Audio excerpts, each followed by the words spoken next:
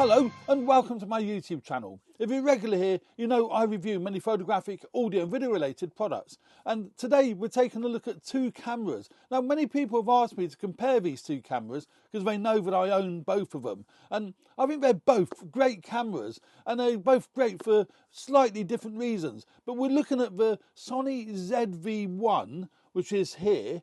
This is a little Sony ZV-1, nice compact 4K travel camera with the articulating screen, and it was originally designed as a vlogging camera. I say originally because most people that use ZV-1 found that at 24mm, that's its widest, at the wide end, wasn't really wide enough for most vloggers, and they found it a bit constrained. And what most people ended up doing, or a lot of people ended up doing, was fitting adapted lenses, so wide-angle lenses that fit on the front of the lens. Now, you have to glue an adapter ring. I've actually got an adapter ring fitted to this ZV-1 to be able to put a wide-angle lens attachment to it. But then Sony realised that people wanted a vlogging camera with a wider lens, and they came out with the ZV-1F, which we have here.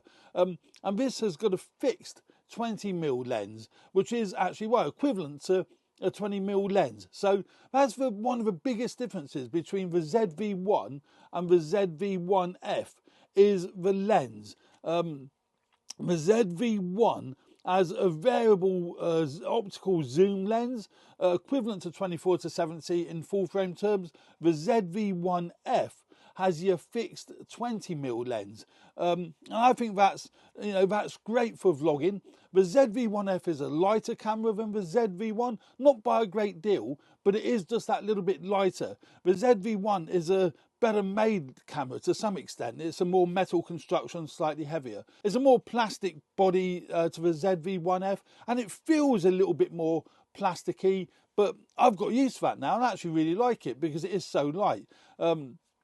Fits in my little camera bag beautifully. Now I'm going to go through a few images on my ZV-1F and the ZV-1 on my computer. I will leave a link on my Flickr page where you can take a look at images taken on the ZV-1 and the ZV-1F. The ZV-1 has your 24-70 variable zoom Zeiss variable zoom lens on here, where the ZV-1F has your fixed 20mm lens, Zeiss lens fitted to the ZV-1, but it makes it a lot more compact. You can see here how much more compact the ZV-1F is when it's in use, because there's no tromboning with the lens, because it is a fixed lens, where the ZV-1 has your variable zoom lens. The ZV-1F does have a zoom rocker switch on the top, which is bizarre, so you can actually zoom in.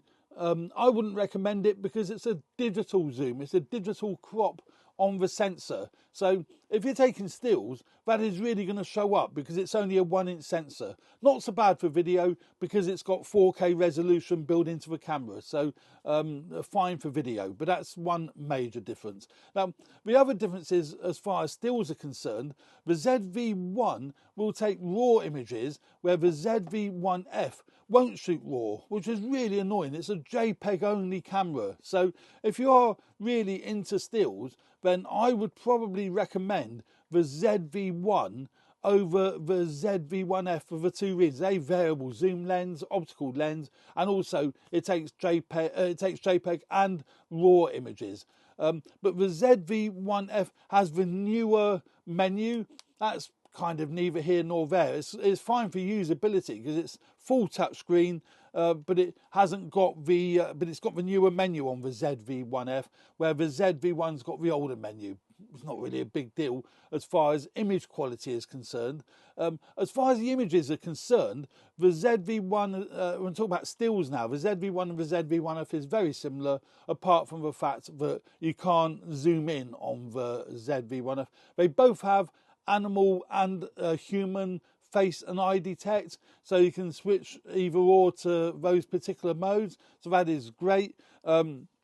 They both have, a cold shoe, hot shoe for mounting a flash or whatever. On the ZV1, it's got a multi-interface shoe, so you can plug into the ZV1 their Bluetooth wireless microphones if you're doing video and what have you. You can't do that with a ZV-1F. But it isn't a multi-interface shoe. It's only a standard cold shoe for mounting accessories, lights. It isn't a hot shoe, so you can't mount flash guns or whatever on it. It's basically a cold shoe for mounting, your microphone or your lights. As far as autofocus is concerned, they're both similar, but the ZV1 has a phase detect autofocus as well as contrast detect. It's a hybrid autofocus system, which Sony is famous for. So the autofocus is phenomenal on the ZV1. The ZV1F is contrast detect only, which is really bizarre. I have no idea why Sony went down the route of only making this the ZV1 being, or the ZV1F being contrast detect autofocus only. I don't know why they've done that, but they did. And I find it's pretty decent. Great for stills, no problem really for stills. I did find in video though, the focus did, I wouldn't say it hunted, but it drifted a bit, where the ZV-1 locks on the face beautifully. And you can tell that when you're doing vlogging, that the ZV-1 is just that little bit snappier and it locks on the face bit better than what the ZV-1F does. But all said and done, the ZV-1F does get the job done. And I say, with its 20mm lens, it's just that a little bit better for your vlogging because you've got a better aesthetic. It just looks nicer. You've got more of the scenery and more of the scene using the ZV-1F. The ZV-1 weighs 294 grams or thereabouts. That's predominantly because it's difficult to tell which one's which. That's predominantly because of the variable zoom lens fitted to the ZV-1, and the ZV-1F is 256 grams or thereabouts, and that's primarily because it's got the fixed lens and it's a more of a plastic fantastic body to the ZV-1F. They both shoot 4K video, and neither of them have a video record limit, which is great. And that's what I love using these cameras for, because of that particular feature. They've both got mic jacks on the side, so you can plug in external microphones, but neither of them have a headphone jack, which is kind of disappointing, but that's kind of understandable. Camera A at this size and at this price point. Now, the ZV-1F is quite a bit cheaper than the ZV-1. And I think it's coming at a lower price because it only has that 20mm fixed lens. It's a plastic mount lens and only has contrast detect autofocus compared to the ZV-1, which has phase detect autofocus. They both take exactly the same battery, and that's great for me again because I've got both cameras. The little Sony BX1 battery that just slots in the bottom of the camera. It's not a great battery, but again, it's a really compact camera, so you can't expect anything too much. But they both take the little ZV-1 battery, and the SD card goes in the same place on both cameras. By the battery compartment. I don't like the way manufacturers do that, but it is what it is. They both have the 3-inch articulating screen, but as I say, the ZV-1 is fully touchscreen and has the new menu system, where this ZV-1 has got the traditional, sort of the older Sony menu system. You can see there.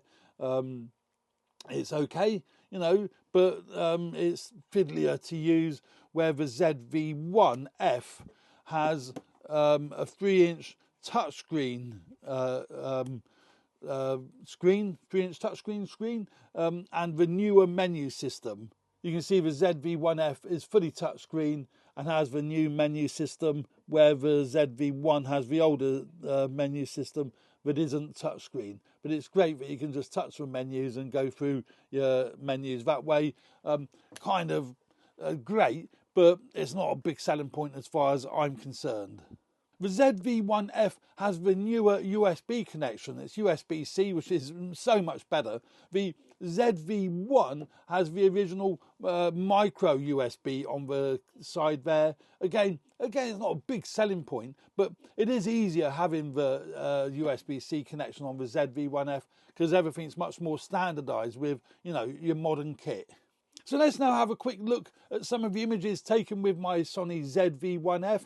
And as I said, I think you'll be pleasantly surprised. Just be aware, if you are interested in taking photographs with a ZV-1F, it is JPEG only. But, you know, they come out with camera completely fine. The images that come off the ZV-1F are great. It's a 20 megapixel sensor, so you get really, really nice images coming off the ZV-1F if you do want to take photographs with it. I think most people are going to buy it as a vlogging camera for video, but I use it as a stills camera. Look, the sharpness is lovely. You can print those images, you can use them to upload to Instagram or Facebook. So, you know, I would have no problem using the ZV-1F as my go-to stills camera for going out and about. The same as the ZV-1. The ZV-1 also takes, you know, great stills, and they're really, really nice images. They're really nice and sharp. The animal eye detect works great. You can see here, works really well, nice and sharp on the eye. Really, really nice images. So the image quality really is going to be very, very similar between the ZV-1 and the ZV-1F. The only real advantage, the two advantages the ZV-1 has is its variable zoom lens, and also it takes RAW images as well as JPEG images, where the ZV-1F doesn't. Neither of them have a viewfinder, so don't expect to find a viewfinder on either of these cameras. You are reliant on the 3-inch touchscreen on the back of the camera, but the 3-inch touchscreen is good. I say touchscreen, it's a touchscreen on the ZV-1F, but not the ZV-1. So there we go. That's some major differences between the ZV-1 and the ZV-1F. But to recap, if you're into vlogging, then the ZV-1F is probably the camera that you'd want to go for, simply because of its fixed 20mm lens. But the differences are basically the ZV-1F is a fixed lens, where the ZV-1 is a variable zoom lens, but it's a 24-70 lens as opposed to a 20mm lens.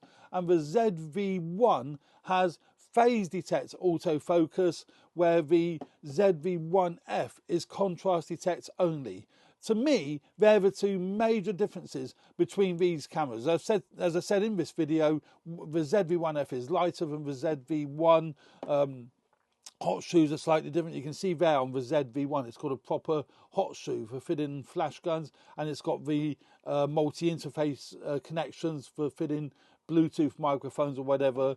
The ZV-1F has none of that. They both come with a little wind muff that fits into the shoe to protect the microphone from any wind noise, because they've got this 3-capsule microphone on the top here, which both cameras have. Works absolutely fine.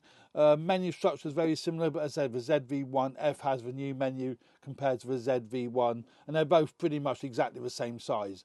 You can see there that there's size difference. The size differences, well, there isn't really any size differences apart from the one's more plastic than the other. Yeah, that's the differences between the ZV-1 and the ZV-1F. Which one do I prefer? I like them both. If I'm going out taking photographs, I probably would take the ZV-1 because of its variable zoom lens and its RAW capabilities. So there we go. That's a quick look at the Sony ZV-1 and the ZV-1F and comparing the two of them. They're both great little cameras and will produce great videos and great photos. So thanks very much for watching. Stay tuned for more videos relating to video photography, podcasting, so on and so forth. And don't forget to like and subscribe. Cheers for now. Bye.